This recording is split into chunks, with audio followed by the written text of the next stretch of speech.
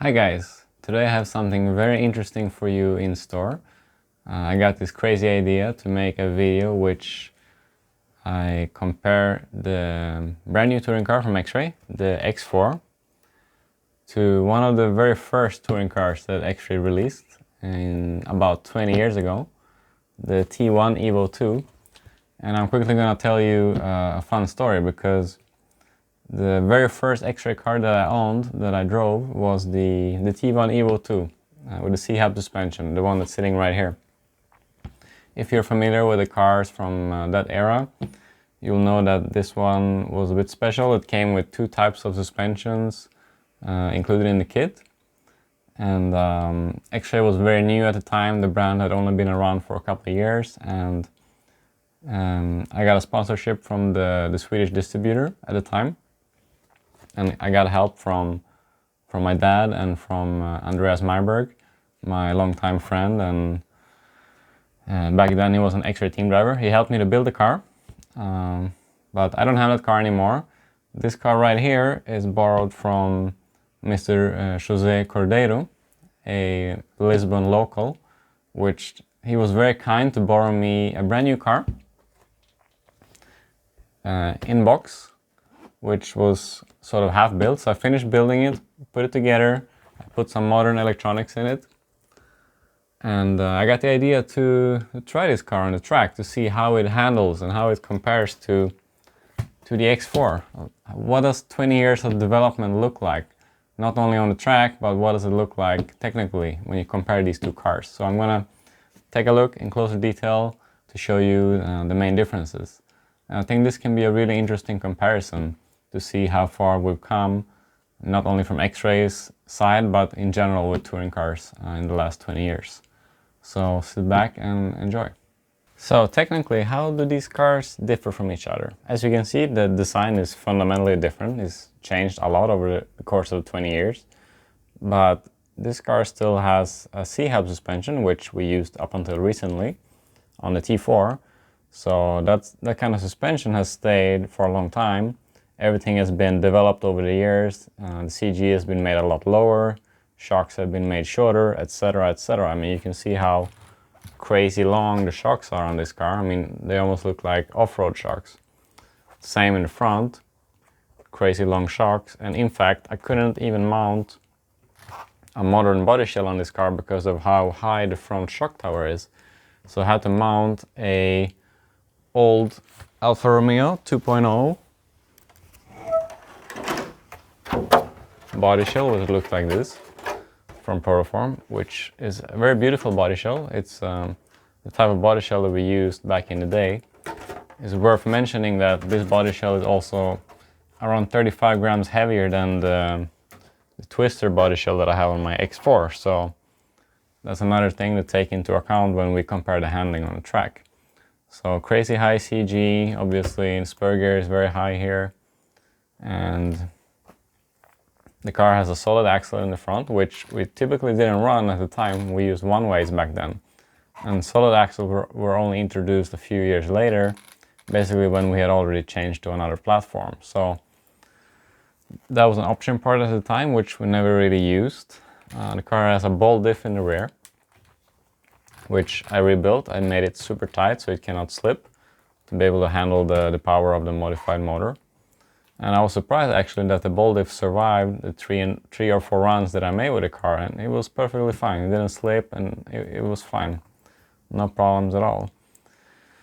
But if we compare it with the X4, obviously the X4 has everything much lower. The CG is super low. The chassis is narrower.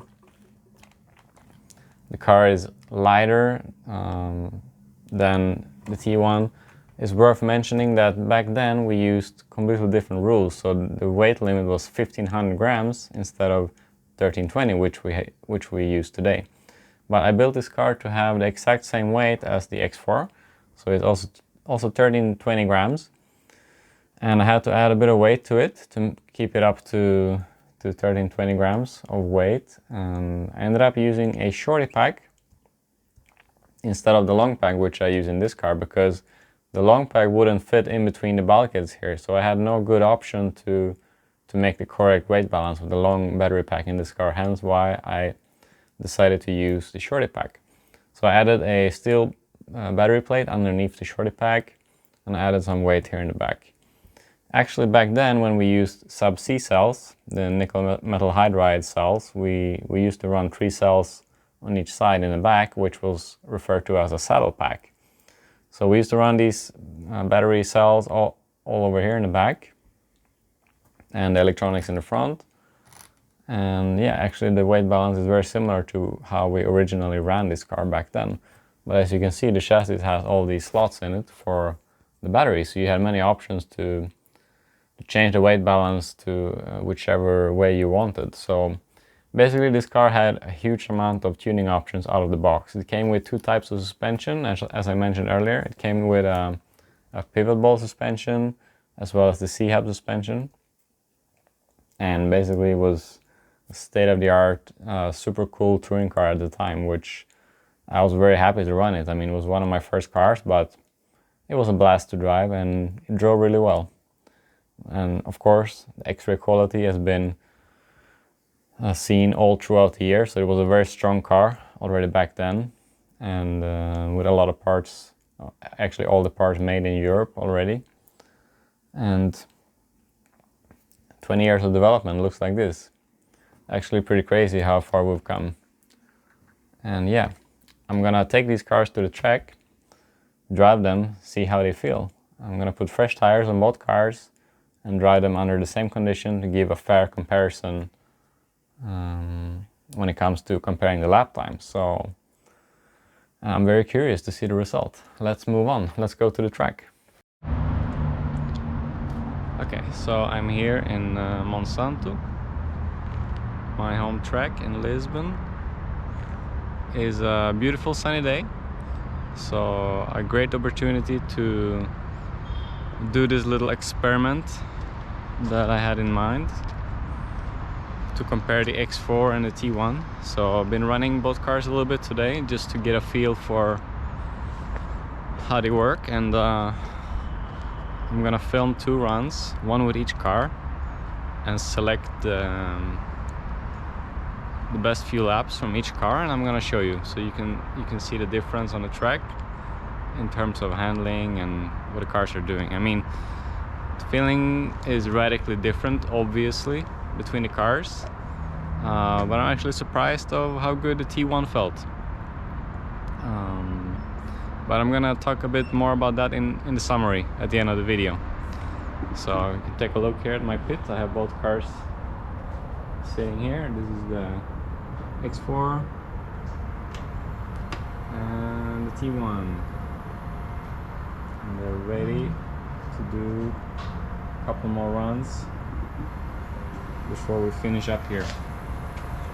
T1 looks beautiful with this old school Alfa Romeo body shell on it, doesn't it?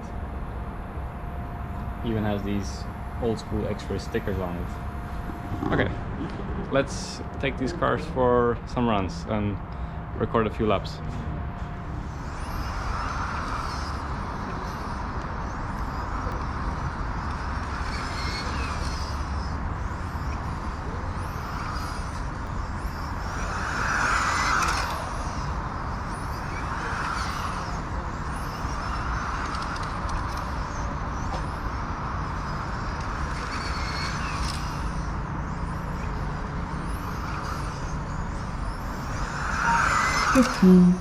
Comma 773.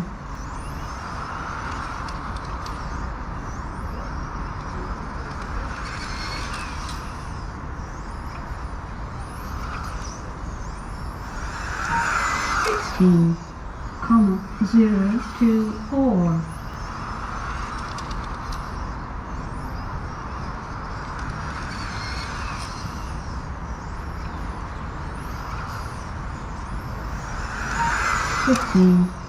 854. 89.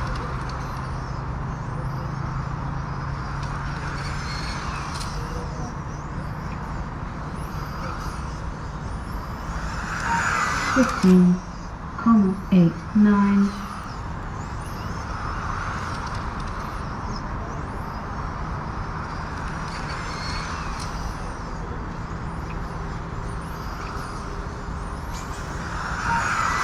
16,000.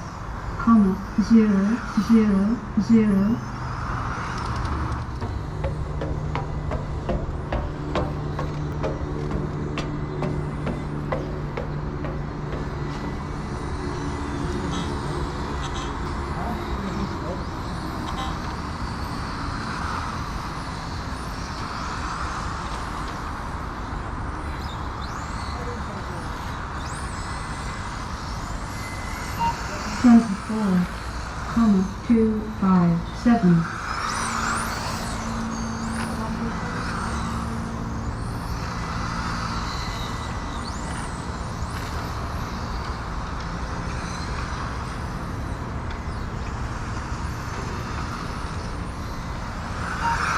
16,425. 25,635.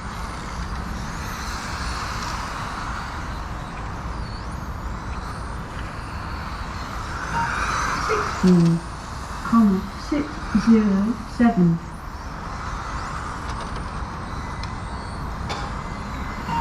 20,809. 16,445.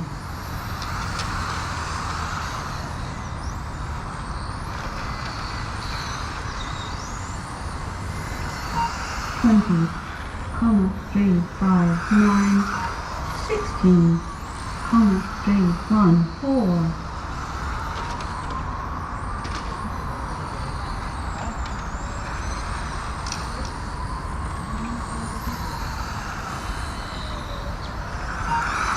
16,564.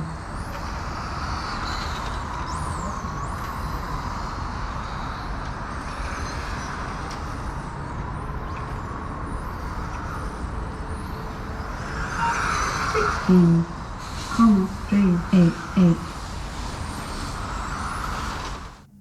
So what's the conclusion then from this test, this on-track test that I did?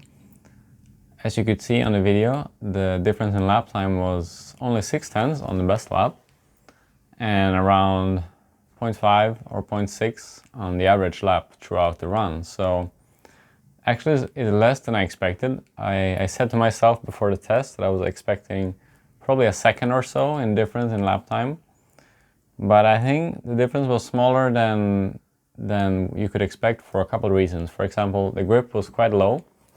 The grip is naturally low at the track in Lisbon, in Monsanto, but also because I was almost alone on the track that day. The traction was quite low, lower than it normally is, so that sort of made the cars a little more equal on the lap times. And I think you couldn't really see the huge benefits of the modern touring car, the X4, which you could see if the grip was higher. And this was with a modified motor as well, so I'm actually surprised that the T1 did as well as it did. I mean, you could definitely tell that it had less steering than the X4, and one thing that I really noticed was that because it has normal CVD drive shafts in front, it doesn't have double joint drive shafts, so you could hear a lot of chatter from the front drivetrain as you turn to full lock with a solid axle. So that's something that's a big disadvantage on this car compared to the modern car. Obviously, because of the high CG, the car was rolling a lot more. So it actually felt like it almost wanted to traction roll on the first couple of laps on new tires because it had so much roll, so much side bite. But basically, the T1 had a very good grip, it just didn't turn compared to the X4. And I think with a modern body shell on the T1, the gap could have been even less to the X4, obviously. So it was quite surprising that it handled so well. The X4, obviously, a lot more corner speed, more steering, just goes faster through the corners compared to the old generation of cars.